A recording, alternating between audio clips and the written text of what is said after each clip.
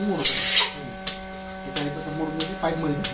पाईपमध्ये काय झाली इकडचे दोन इकडचे फिरतात आधी तिकडचे दोन जोडायचे मग इकडचे दोन जोडायचे समजलं आणि कसं जोडायचे हवा अशी गेली की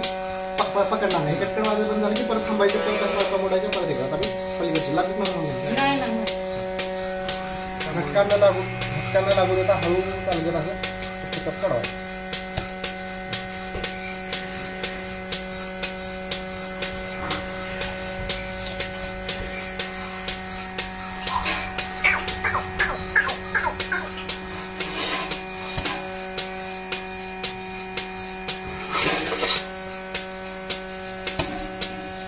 पूर्ण त्याचं वजन जाईल ह्याच्या सोडा